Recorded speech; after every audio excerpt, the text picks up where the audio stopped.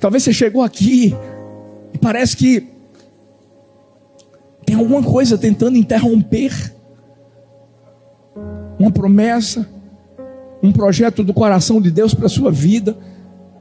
Você sabe que Deus está fazendo alguma coisa, mas ao mesmo tempo há uma guerra no mundo espiritual.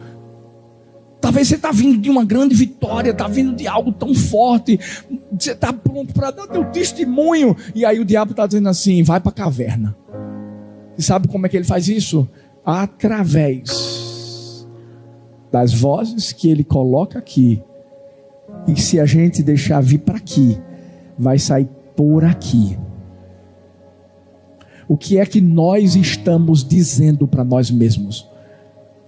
Será que nós estamos dizendo assim: é o fim, acabou, não vai dar mais? Talvez você está dizendo assim: bem que fulano disse. E você está acreditando numa voz que não é a voz que te direciona para o teu destino. Dá um abraço em 3 pessoas antes de se sentar e diz assim: pare de viver na caverna. Vamos dizer assim: pare de viver na caverna. Bora.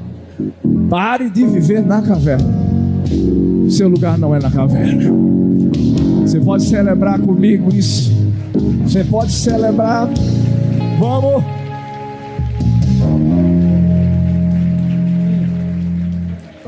Ó. Pastor, será que o diabo pode atingir a minha vida? Será que ele consegue justamente me colocar numa caverna? Deixa eu te dizer, olha para mim. Quem aqui já ouviu falar do profeta Elias? Está na Bíblia, gente. Tem que ler a Bíblia. É esse profeta, gente. Não é nenhum falso profeta que está aí nas redes sociais, não. Porque tem um monte, viu? E cuidado, cuidado, tem gente querendo profecia. Deixa eu dizer uma coisa com todo respeito. Mas se você está no IA pedindo qual é a sua bênção,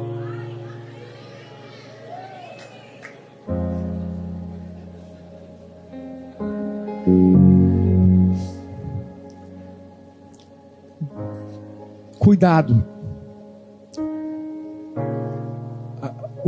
Jesus está voltando, gente. Está muito perto. Hoje eu estava falando sobre isso. Eu estou doido para ele voltar. Só eu? Estou doido para ele voltar.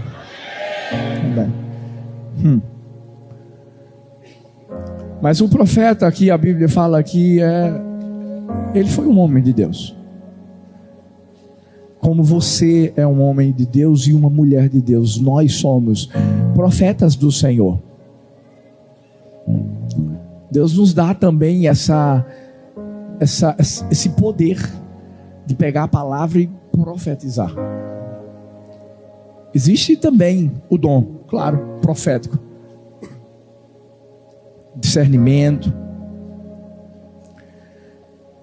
Elias era um grande profeta de Deus e nós vamos ver Deus usando de uma forma poderosa. Para quem conhece a história dele sabe que ele se posicionou num tempo em que um rei chamado Acabe, juntamente com sua esposa Jezabel, eles se levantaram contra o povo de Deus. A gente vai ver um tempo de corrupção, idolatria, prostituição cultural.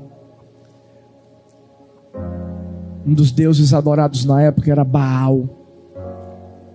E parou de chover. Alguns sinais onde a mão de Deus estava sendo levantada foram vistos. Até que chega um momento em que Deus levanta o profeta Elias para desafiar os falsos deuses, porque eu acredito, é isso que Deus está fazendo isso ainda hoje. Escuta o que eu vou dizer, nós somos profetas que Deus continua levantando nessa geração para desafiarmos os falsos deuses e mostrarmos que só o Senhor é Deus. Só o Senhor é Deus. Só o Senhor é Deus. Agora, Elias aceitou esse chamado. E quando ele aceitou o chamado, a Bíblia vai mostrar que algo sobrenatural vai acontecer, porque eles estão no monte. Elias, os 450 profetas de Baal, e ali um altar foi feito. O desafio era que o Deus que mandasse fogo era o Deus de verdade. E a gente sabe o que aconteceu. Os profetas de Baal tentaram de todas as formas ver o fogo do céu descendo para que o sacrifício fosse queimado, e nada aconteceu. Nada aconteceu. Até que o profeta Elias clama ao céu. Ele tinha regado várias vezes aquele altar com água para mostrar que, independente de como estivesse aquele altar, não era algo humano que aconteceria, mas algo divino. O fogo desceu. Algo poderoso aconteceu. A Bíblia vai mostrar que os 450 profetas de Baal vão ser exterminados. A Bíblia vai mostrar justamente nesse momento em que a chuva volta a acontecer naquela terra. Lembra? O servo de Elias indo e olhando para ver se haveria chuva ou não, e ele diz: eu vejo uma pequena nuvem do tamanho da mão de um homem. E aquilo era o sinal de que uma grande chuva viria.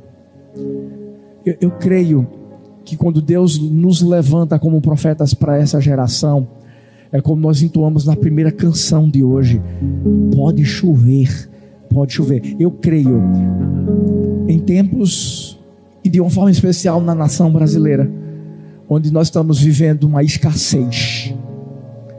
Infelizmente é uma verdade, uma falta de chuva terrena, mas nós vamos ver uma chuva espiritual quando profetisas do Senhor se levantarem e pedirem para que primeiro venha fogo, porque o fogo vem primeiro para queimar, destruir toda impureza, e depois vem uma chuva para continuar a limpeza no nome do Senhor Jesus. Nós fazemos parte dessa geração. Mas olha para mim, a Bíblia vai mostrar Elias profetizando chuva, correndo e ultrapassando o carro do próprio rei Acabe. E que vitória, que testemunho. Não é bom quando a gente vive uma grande vitória na vida e a gente está pronto para dar o testemunho, para dizer o que Deus fez, para mostrar que Deus é Deus, que Ele é grande, que Ele é poderoso. Mas a história não para por aí. Eu aprendi na minha vida, em 23 anos de ministério, que eu vou celebrar cada conquista, cada vitória, cada avanço e tudo que Deus está fazendo. Mas a minha celebração não pode trazer para mim um conforto. Vou repetir isso. Não pode trazer para mim e para você um conforto a ponto de eu simplesmente perder a sensibilidade de ouvir a voz que um dia me direcionou para subir um monte, para declarar fogo do céu, chuva do céu, me fazer descer o monte de uma forma acelerada, para eu viver de forma acelerada as promessas do Senhor. Mas eu não posso perder a sensibilidade, nem o discernimento quando outras vozes continuarem a ecoar. Porque o fato de eu e você sermos filhos de Deus não quer dizer que nós não vamos viver ataques na terra. Vou vencer, vou conquistar, e o diabo vai desistir de mim. Ele nunca vai desistir de você. Nunca. Nunca. Agora, tem uma coisa: ele vai perder sempre. Quando eu e você entendermos que maior é quem está em nós do que quem está no mundo. Por isso que a minha vitória não me permite baixar a guarda. A minha vitória não me permite simplesmente pegar as armas espirituais que eu uso e pensar assim: eu não preciso mais delas. E existem algumas coisas que a gente vai precisar fazer. E Elias não fez. E por Elias não ter feito, eu queria poder encerrar a história de Elias de uma forma melhor, mas não tem como. Agora, isso não quer dizer que a nossa vai ser do mesmo jeito. Eu quero trazer hoje algumas situações que aconteceram na vida de Elias, para que ele se colocasse dentro de uma caverna e ele infelizmente deixasse de viver mais do que Deus tinha para a vida dele. Primeira foi uma voz. A voz de Jezabel. Só estou contando a história por alto, para depois a gente entrar nos tópicos. Mas ele ouviu a voz de uma mulher, e com todo amor e respeito que eu tenho a todas as mulheres aqui, gente, Elias já tinha confrontado vários tipos de pessoas. O rei Acabe foi um dos. O rei Acabe era rei. Já tinha confrontado generais. E de repente, ele ouviu a voz de Jezabel dizendo assim: vou matar Elias. Você já parou para pensar que o diabo sempre vai tentar nos intimidar, confrontar a gente com mentiras, não com verdades? Vou repetir isso. O diabo sempre vai tentar nos confrontar com mentiras. Quando o diabo está dizendo assim: vou acabar com sua família, mentira. Quando o diabo está dizendo assim: vou destruir o seu negócio, mentira. Vamos fazer melhor? Você mesmo vai dizer mentira depois que eu falar isso. Quem está comigo aqui? Bora. Quando o diabo disser para você: vou acabar com sua família, está fraco. Desse jeito. Quando o diabo disser para você que vai acabar com sua família, quando o diabo disser para você que vai acabar com o seu negócio, quando o diabo disser para você que vai acabar com o seu ministério, ei, é mentira e é mentira. Jezabel: vou matar você, Elias. Mentira. Esses dias, eu não sei se foi, acho que foi na quinta, estava com os líderes aqui, mas eu lembro como se fosse hoje. Um dia, a gente sabe que existe o reino espiritual, e um dia uma pessoa se manifestou. De repente essa pessoa olhava para mim com fúria, e eu sabia que não era ela, era o diabo. Eu lembro que minha filha Laura estava na UTI, estava no hospital com bronquiolite, alguma coisa desse tipo. E você sabe nossa história, nós já vivemos uma situação antes na nossa primeira filha. E eu lembro que o diabo, falando através daquela pessoa, disse assim: eu vou matar a sua filha. O diabo rosnava e dizia assim: eu não vou deixar ninguém mais se converter na igreja do amor. Vou acabar com o ministério. Eu só ouvi isso do diabo e olhei para o diabo, sabendo que era mentira. E disse: mentira. E com você eu não negocio. Porque da mesma forma que eu conto de 1 até 3 para se converter, eu conto de 1 até 3 para sair. E eu disse: vou contar de 1 até 3. Você vai deixar essa vida, você vai libertar essa vida, porque tudo que você está falando é mentira. O que aconteceu?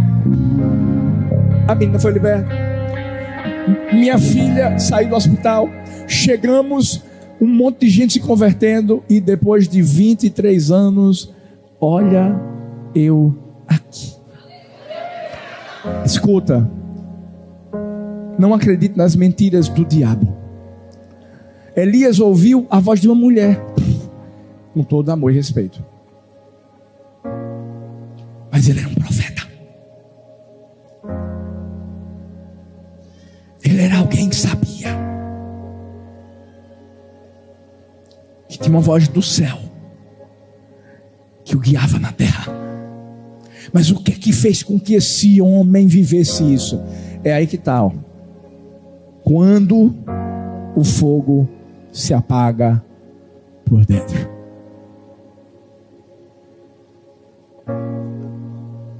O fogo queimar dentro de nós não quer dizer nada, gente.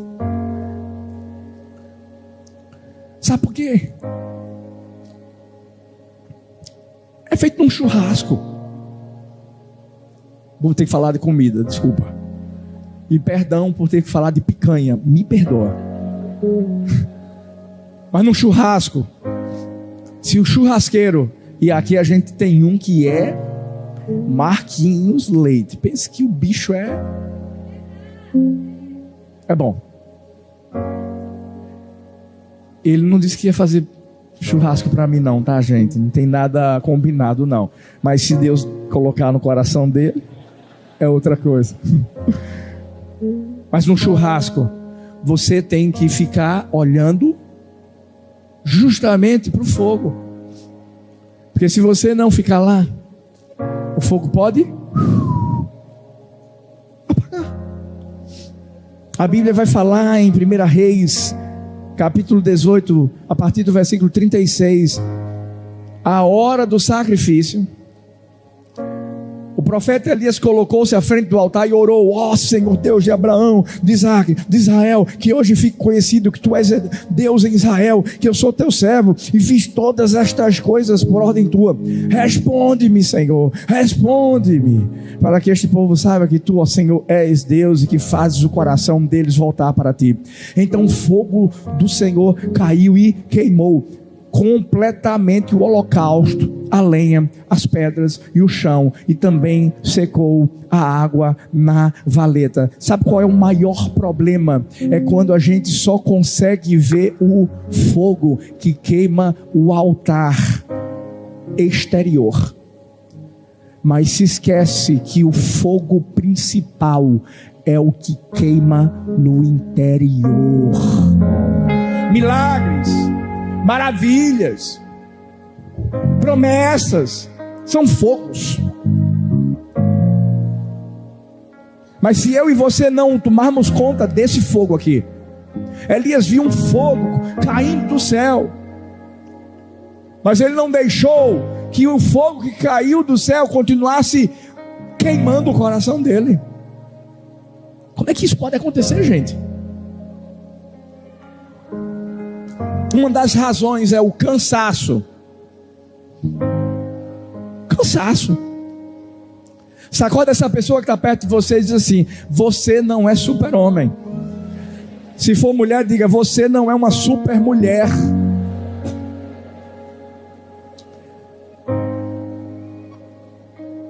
Descanse. Durma. Coma bem. Deixa eu te dizer uma coisa, diante de Deus, eu tenho 44 anos, eu vou te dizer, se eu não tivesse ouvido a voz de Deus, para que eu pudesse equilibrar a minha vida, espírito, alma e corpo, vocês já teriam feito o meu enterro há muito tempo. Equilíbrio. Porque senão, sabe o que vai acontecer?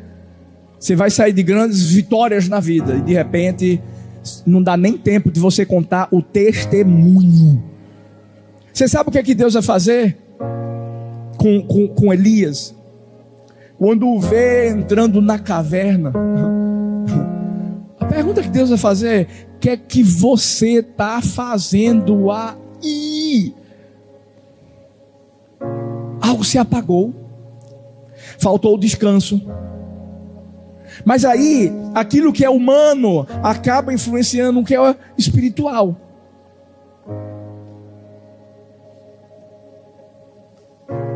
Eu fico imaginando Elias na caverna, gente.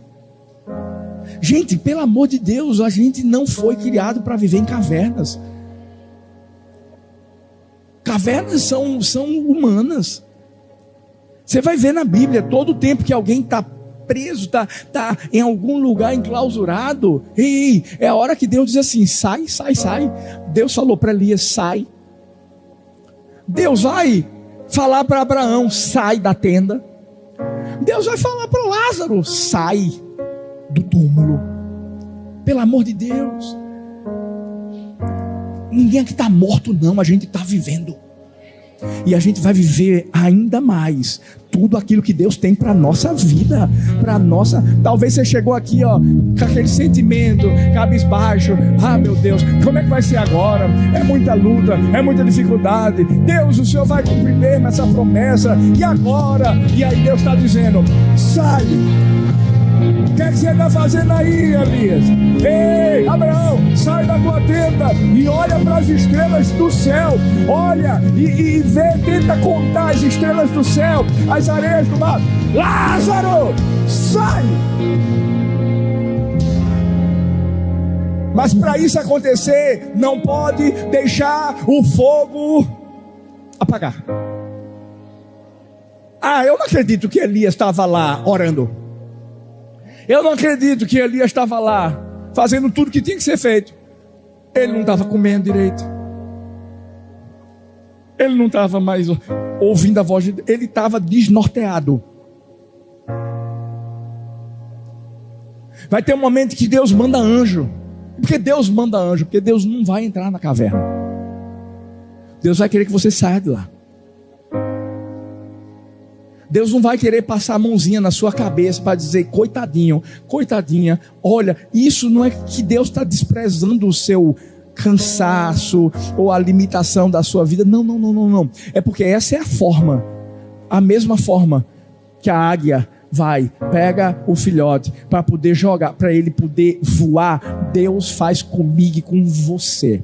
Quem quer que a gente dê uma de coitadinho aqui no mundo é o diabo, porque aí vem a autocomplacência, autocomiseração, e a gente começa a dizer assim: por que eu estou passando por isso, Deus? Ninguém me vê, eu estou sozinho. Cadê a minha vitória que ia ter sabor de morango do amor? Sacuda esse irmão que está perto de você. Não, sacode. E diz assim: para de viver na caverna. Sacode o outro e diz assim: pare de viver na caverna. Bora. Vamos se levantar. Quem é que vai parar a gente? Ninguém. Quem é que vai impedir a gente de viver a promessa? Ninguém, ninguém, ninguém. Por isso que Deus foi lá. Deus não, mandou o anjo: vai, dá pão para esse homem. E quando Deus estava dando pão, era dizendo assim: vai ter muita coisa para você viver ainda, rapaz. Come bem, come bem no físico. Vou nem entrar nessa área agora. Mas come bem no espírito. Coma bem. A voz de Jezabel foi uma comida que deixou Elias indigesto, gente. Deixa eu te dizer uma coisa. Qual é a comida que eu e você estamos comendo? Dependendo do que a gente está comendo, ou o fogo vai aumentar, ou o fogo vai acabar, apagar. É isso aí. Você se alimenta de lixo, você se alimenta de fofoca, você se alimenta de confusão, você se alimenta de fuxico, você se alimenta. Então você vai feder por onde você chegar. Você vai viver uma vida inflamada, porque quem não se alimenta bem no físico vive inflamado. É isso que você quer. É por isso que acorda desesperado, por isso que acorda pensando nos problemas, por isso que acorda. Para com isso. Deixa o fogo queimar. Deixa queimar, deixa queimar, deixa queimar, deixa queimar, deixa queimar, deixa queimar.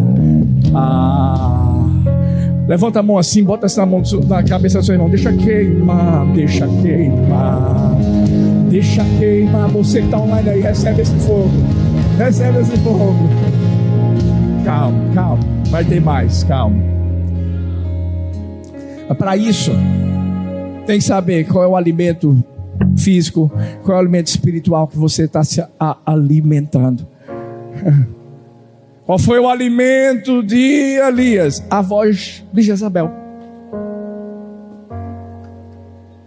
Deixa eu dizer, o maior inimigo de Elias não foi Jezabel não, gente. Foi ele mesmo ter acreditado numa voz que não era a voz de Deus. Quem é o maior inimigo da gente? É a gente mesmo. É quando a gente começa a acreditar nas mentiras que o diabo está falando para a gente. Mas aí acontece uma coisa. Tem uma voz, uma outra voz, que nunca vai deixar de falar com você, comigo. Olha para mim. Se a gente souber filtrar e no espírito, quando a gente ouve essa voz, entender que é a voz que traz a paz, que excede todo entendimento, é a voz que traz esperança no meio do caos.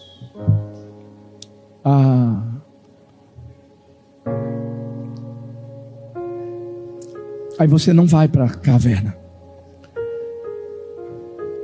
você vai para o Salmo 23, quando você sabe que Ele é o seu pastor.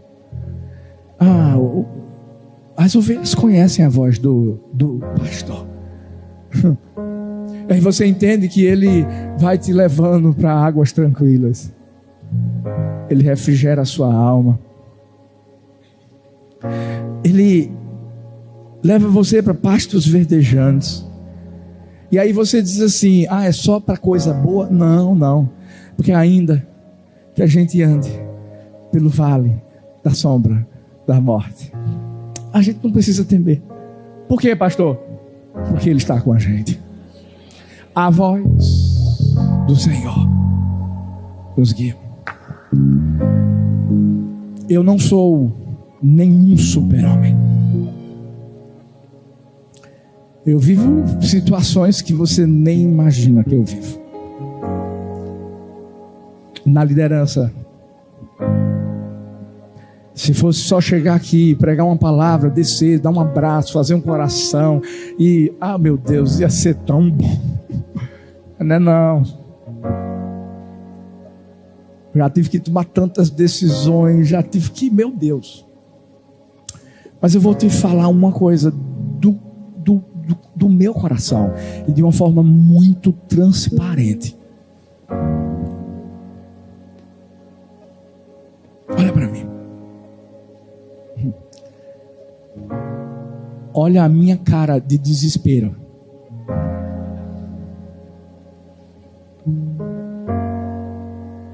Todo dia eu ouço uma voz que diz assim: filho, eu estou contigo, bora. Todo dia eu ouço uma voz que diz assim: estão falando o quê? Então, você sabe que essa não é a minha voz não, né? Bora, escuta a minha e segue em frente.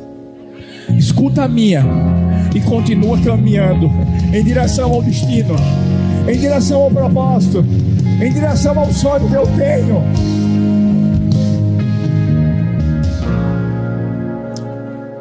Filhos, essa é a voz que guia você também. O problema é que Elias ouviu uma voz, e essa voz meio que distorceu as outras, porque aqui em 1 Reis 19, 13 e 14, a Bíblia vai dizer assim: quando Elias ouviu a voz, uma outra voz, a voz de Deus, puxou a capa para cobrir o rosto, saiu, ficou à entrada da caverna, e uma voz lhe perguntou: o que fazes aqui, Elias? E ele respondeu: tenho sido muito zeloso pelo Senhor, o Deus dos exércitos. Os israelitas rejeitaram a tua aliança, derrubaram os teus altares, mataram os teus profetas à espada. Sou o único que sobrou e agora também estão procurando matar-me. E não foi a primeira vez que Deus estava falando com Elias, não. Era a segunda, dizendo: o que você está fazendo aqui, rapaz? Sai desse lugar, para de viver na caverna. Não havia perseguição real não, gente. Havia uma convicção errada. Às vezes a gente está achando que o diabo está perto, está pronto para dar rasteira, que nada. A Bíblia diz assim: as portas do inferno não prevalecerão contra mim, contra você, que somos a igreja do Senhor. Ei, se você pensa que está um bocado de demônio se levantando contra você, não. É Deus que está aí na sua frente. Os anjos estão indo com você, e a gente é que está atacando os demônios, e eles que estão correndo da sua casa, correndo do seu negócio, correndo de qualquer coisa que tenha a mão de Deus sobre a sua vida. Sabe qual é o problema? Qual é a voz que você vai acreditar? Em que voz você vai acreditar? Tem uma voz que te encontra na caverna, a mesma voz que disse: Lázaro. Você está pensando que Deus não sabe o que você vive? Você está pensando que Deus não conhece a sua história? Elias estava pensando que Deus não tinha ouvido o que Jezabel tinha falado para ele, gente. Mas tinha. Talvez você ouviu algo do seu patrão. Talvez você ouviu algo do seu esposo: não quero mais você. Talvez você ouviu algo do seu filho: desista de mim, eu vou viver nas drogas mesmo. Sei o que você ouviu. O problema é: eu vou dar ouvidos a que voz? Eu creio que hoje Deus está chamando você pelo seu nome, porque Ele conhece o seu problema. Para quê? Para você não viver mais onde não é o seu lugar. Por isso que a voz de Deus, ela sempre vai trazer direção, para mostrar que se você seguir o que Ele está falando, as dificuldades vão surgir, claro, mas você vai conseguir superar todas elas. Tinha muito mais para Elias viver, gente. Tinha muito mais para Elias viver. É quando Deus vai falar para Elias lá em 1 Reis 19, do 15 ao 18. É quando Deus decide não deixar Elias na caverna. Deixa eu te falar: Deus não vai te deixar na caverna. Agora, a gente vai ouvir aqui a história de Elias. A gente vai ter que tomar uma decisão hoje. A gente vai sair da caverna para viver muito mais do que Deus tem para nós, ou a gente vai sair da caverna limitando o que Deus tem para nós? Porque a Bíblia vai dizer aqui em 1 Reis 19:15 ao 18: o Senhor lhe disse: volte pelo caminho por onde veio e vá para o deserto de Damasco. Chegando lá, unja Azael como rei da Síria, unja também Jeú, filho de Ninzi, como rei de Israel, e unja Eliseu, filho de Safate, de Abel-Meolá, para suceder você como profeta. Jeú matará todo aquele que escapar da espada de Azael, e Eliseu matará todo aquele que escapar da espada de Jeú. No entanto, fiz sobrar 7.000 em Israel, todos aqueles cujos joelhos não se inclinaram diante de Baal, e todos cujas bocas não o beijaram. Ouça isso.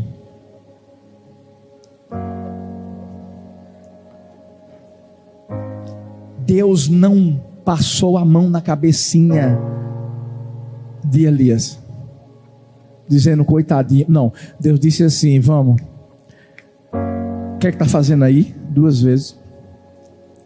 Chegou a hora de você sair. Por quê? Porque enquanto a gente está dando desculpas para Deus, Deus está dando destino para a nossa vida, e mostrando: o que você está vivendo não é um ponto final, uma vírgulazinha. A história vai continuar. Bora, sai, para de viver aqui, tem muito mais. Deus disse assim: vai ungir 2 reis, e depois você vai ungir quem vai dar continuidade ao ministério profético, Eliseu. Se você já leu sobre a história de Elias, você vai saber que ele não ungiu Azael, ele não ungiu Jeú, ele só ungiu Eliseu. Lá na frente, Eliseu unge Azael, depois manda um outro profeta ungir Jeú. Eliseu recebe uma capa com uma porção dobrada, porque Deus mostrou que iria fazer Eliseu como profeta superar muito mais a Elias. E tudo isso tem um significado espiritual para mim e para você. Por isso que eu estou dizendo: o que é que eu vou querer fazer? Eu vou sair da caverna e vou viver a plenitude de tudo que Deus quer que eu viva, do destino, da história que Ele continua escrevendo na minha e na sua vida, ou eu vou limitá-lo. Eu vou dizer assim: tá bom, vou sair da caverna, mas só para viver isso aqui, ó.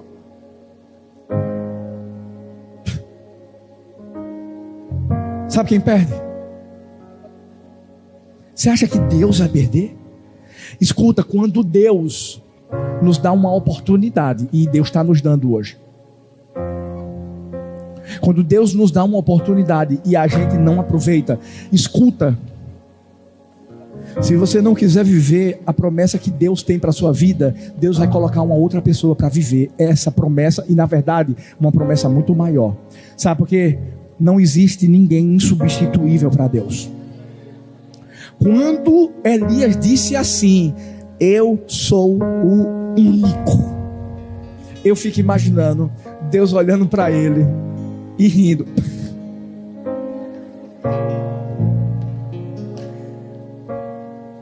Mentira! Você já viu alguém fazer alguma coisa sozinho, gente? A Bíblia diz que nós somos corpo de Cristo. Corpo tem vários membros, ninguém faz nada só. Aí está Elias dizendo: eu sou o único. É mais ou menos assim: eu sou aquele Deus que orou, o senhor lembra? E o fogo desceu do céu. E Deus devia estar olhando para ele e dizer assim: você sabe que quem derramou fogo fui eu, não foi Elias? Eu fico imaginando Deus olhando para ele, porque foi isso que Deus fez com Elias quando disse: o que é que você está fazendo aí? O que é que você está fazendo aí? Era como se Deus estivesse dizendo assim: você viu o fogo descer lá do céu, queimou o altar, mas não queimou o seu coração, né? Apagou. Eu imagino Deus dizendo para ele assim: o que é que você está fazendo aí? O que é que você está fazendo aí? É como se Deus estivesse dizendo assim: rapaz, eu sou a voz que guia a sua vida. Você já tinha me ouvido antes. Agora você dá ouvidos a uma mentira de uma mulher que diz que vai te matar, quando na verdade fui eu que dei a vida para você e sou eu que tiro. Deus é tão lindo, tão poderoso. Pega essa agora, que veio agora. Elias morreu, gente. Vou perguntar de novo. Gente, Elias morreu. Elias foi levado por Deus. Só para mostrar, tá vendo o seu, me perdoa, bestão? A sua vida sempre esteve na minha mão. Quem disse que ia te matar é um mentiroso. Acredita na minha voz. Gente, você não pega nada hoje, sai daqui. Toda vez que o diabo falar alguma mentira para você, grita: mentira. Agora calma, você pode estar no ônibus, pode estar dormindo do lado do esposo, mas no espírito, é essa autoridade que Deus quer que eu e você tenhamos. Mostrar que o diabo é mentiroso. Era isso que Deus estava dizendo. O que está fazendo aqui, Elias? O que está fazendo aqui, Elias? O que está fazendo aqui, Elias? Filho, tem mais. Você vai acreditar na voz do diabo? Para de viver na caverna, rapaz.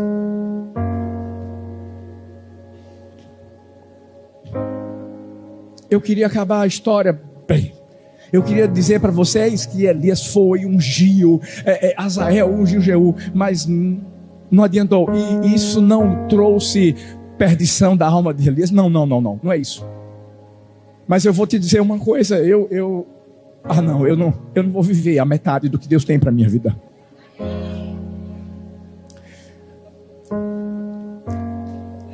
Algumas pessoas me procuram e dizem assim: pastor, quando acontecem situações no ministério, na igreja, na liderança, o que o senhor faz? Eu sou focado. Filhos, deixa eu falar uma coisa para vocês. Eu tenho foco. Sabe qual é o meu foco? Um dia Deus disse: pega essa, filha, temos uma missão e não vamos fugir dela. Vamos ganhar as multidões e cuidar muito bem dela. Amamos nossa igreja e ela é do Senhor. De Paulista para o mundo, muito prazer. Somos a família do amor. Sabe o que é? É Ele, por Ele que eu estou gastando a minha vida. Fique em pé no seu lugar.